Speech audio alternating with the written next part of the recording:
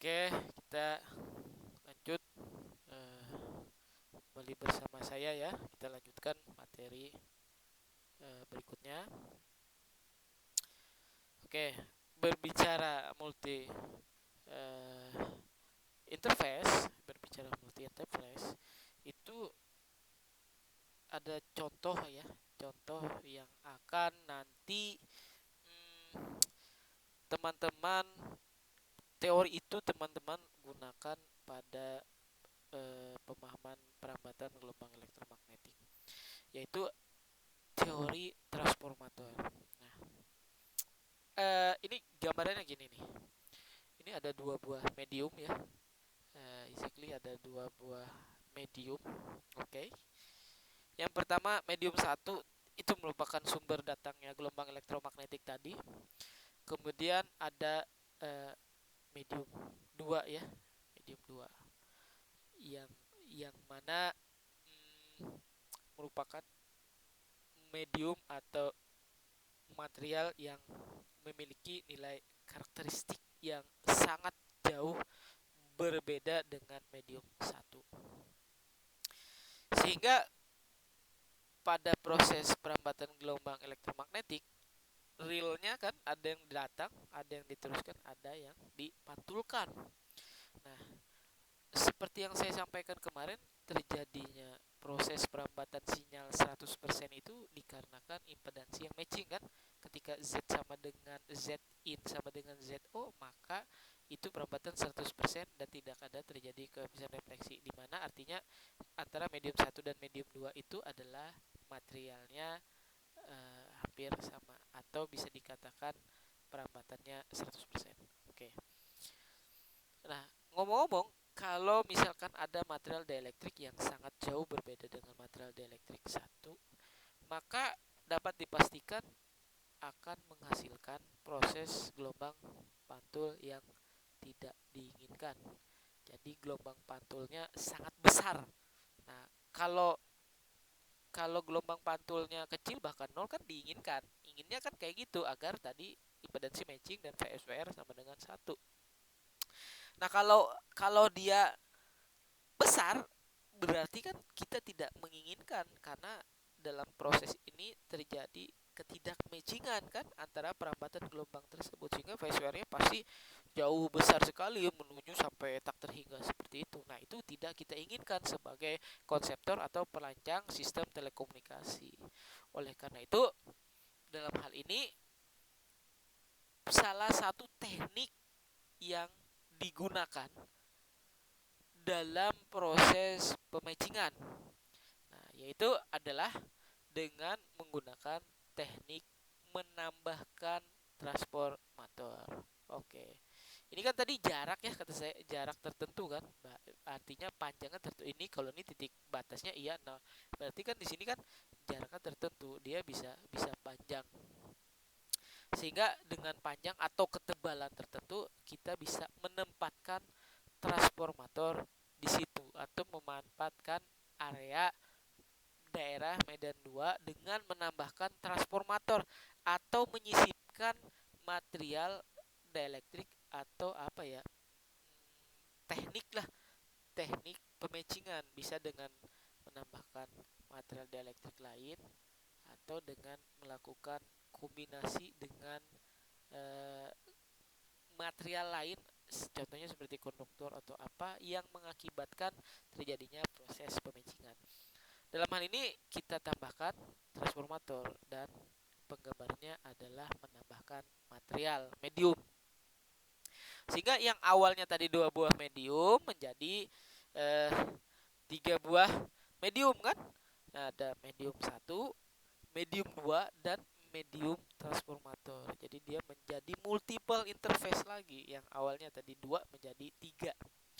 Oke. Eh Nah, terus kita menambahkan terus soal kan, gimana cara menentukannya? Nah,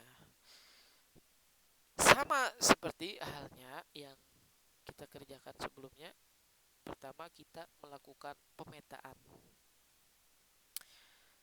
Medium satu, medium 2. Kita tambahkan medium transformator.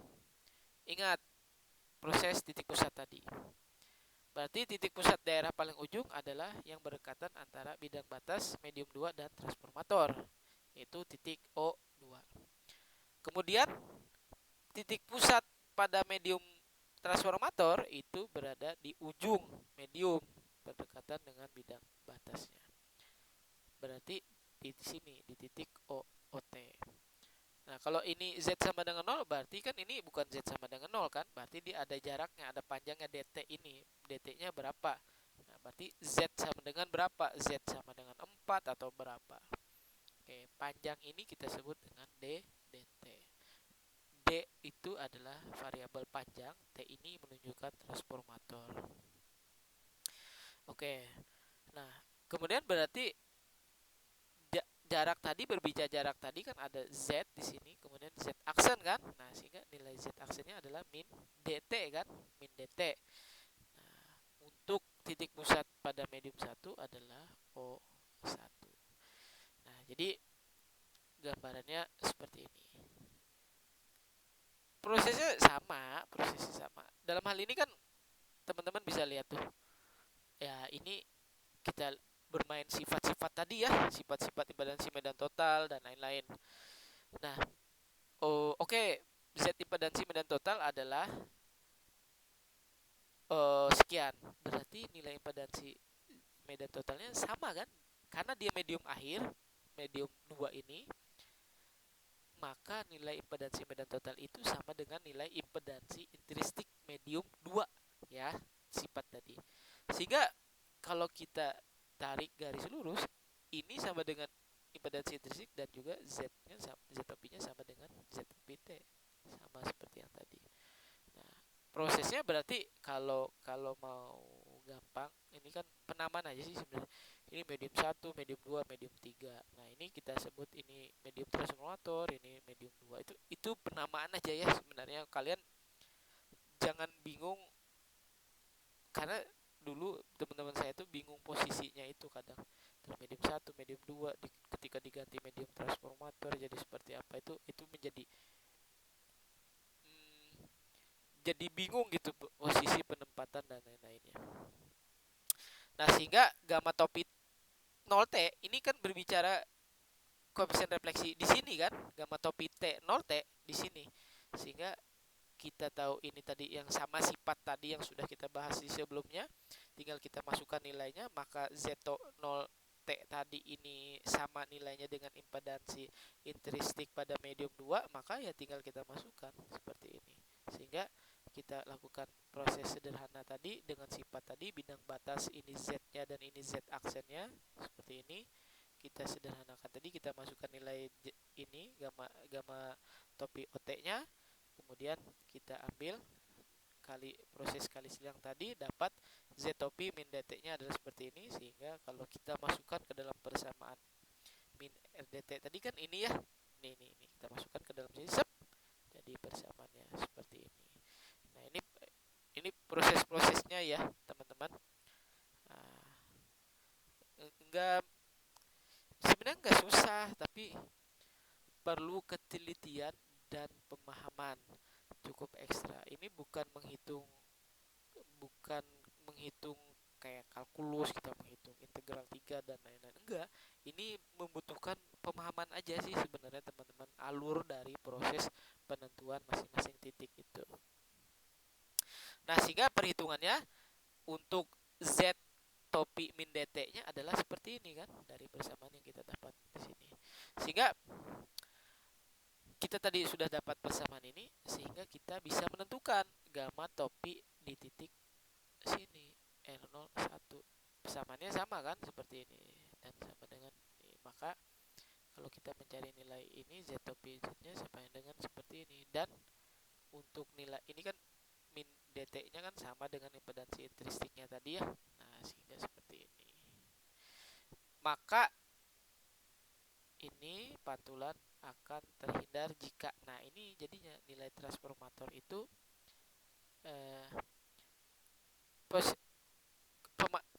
jadi apa ya, kita kan ingin mencari pematchingan ya, tadi kan kita berbicaranya impedansi Z tadi kan, seperti yang saya sampaikan. Kalau kalau kalau Z-nya beda besar kan, bedanya banyak gitu antara medium satu dan medium 2 kan berarti tidak matching kan, berarti koefisien refleksinya besar. Salah satu teknik modifikasi impedansi itu kan dengan memanfaatkan impedansi intrinstiknya pada suatu medium. Nah, tadi aja kan ingat kan sifat-sifatnya ketika medium akhir dengan medium sebelumnya itu juga sama impedansi intrinstiknya. Nah, sama sih sebenarnya kayak gini. Jadi ketika dia nilai impedansi intrinstik pada bidang batas ini nih, ingat sama dengan nilai impedansi intrinstik seperti ini, maka sama kan? Sama gitu. Makanya dalam hal ini dalam dalam proses ini maka impedansi intrinstiknya ini persamaannya kan seperti ini. Nah, nilainya kan menjadi sama. Sehingga nilai impedansi medan total di titik DT Z aksen itu harus sama dengan nilai impedansi intrinstik pada medium satu, sehingga terjadi proses pematchingan.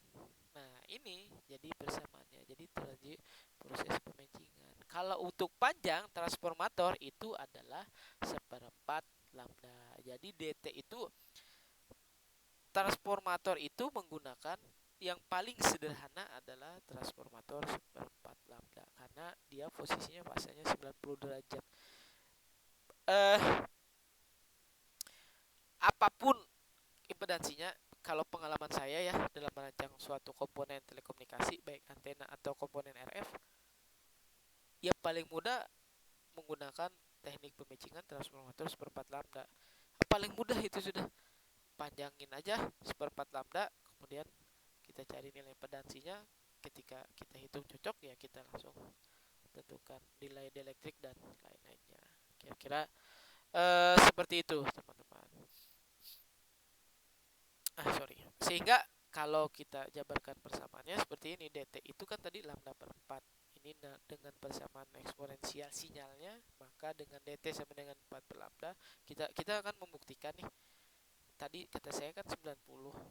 Makanya oleh karena itu 2pi per lambda T-nya, lambda T tadi yang sudah kita dapatkan 2pi ini kan kita bicara fasanya 360 derajat dikalikan dengan pi pi per 4-nya atau seperempat lambda itu, maka sinyalnya yang didapatkan adalah cosinus. Nah, sehingga menjadi min 1. Ya, ini ya. Ini kan tinggal dimasukin ke kalkulator cos pi dan j sin pi. Makanya kenapa di seperempat lambda itu, maka dia nilainya menjadi min 1. Jadi kalau kita gambar ke dalam grafik ya, dia di posisinya di lambda per 4 itu bisa di kalau bergeser bisa di 90 derajat, kalau bergeser kan bisa di 270 derajat. Sehingga kalau kita ini kita sederhanakan, ini kan bisa kita sederhanakan kan, ini kan penjumlahan ya teman-teman ya, penjumlahan sederhana banget, maka kalau kita sederhanakan jadi seperti ini, maka NT-nya itu adalah sama dengan akar impedansi intrinstik pada medium 1 dan juga impedansi intrinstik pada medium 2. Ini persamaannya. Jadi transformator itu nilai impedansinya biasanya lebih besar dari medium 1 dan lebih kecil dari medium 2. Nah, persamaannya adalah seperti ini.